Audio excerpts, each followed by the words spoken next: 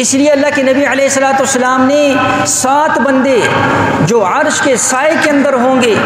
فرمایا جس دن کوئی اور سایہ نہیں ہوگا، اس کے اندر فرمایا شاب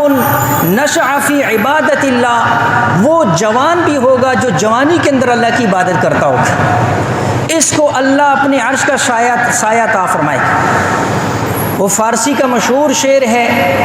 فرمایا در جوانی توبہ کردن شیوائے پیغمبری،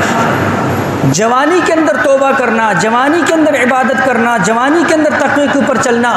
یہ انبیاء علیہ الصلوۃ والسلام کا طریقہ ہے۔ اور فرمایا وقت پیری گرگ ظالم می شود پرہیزگار، اور جب بڑھاپا آتا ہے تو فارسی کا شاعر کہتا ہے کہ بڑھاپے کے اندر ظالم بھیڑیا بھی پرہیزگار بن جاتا ہے، اس لیے کہ قوت کمزور، اعضاء کمزور، وہ جوش اور جذبہ کمزور، تو پھر جب گھر میں کوئی نہیں چھوڑتا تو کہتا ہے چلو اب مسجد کے اندر کسی کونے کو سنبھال لیں، لیکن یہ بھی کسی کسی کو نصیب ہوتا ہے،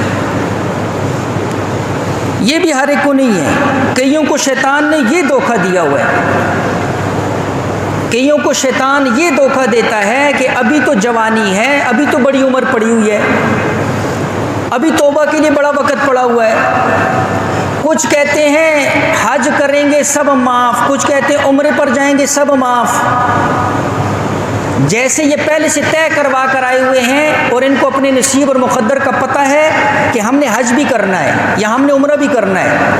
یا ہمیں کہیں مرتے ہوئے کلمہ بھی نصیب ہوگا، یا ہم اللہ کی عبادت کرتے ہوئے سجدے میں ہماری روح قبض ہوگی۔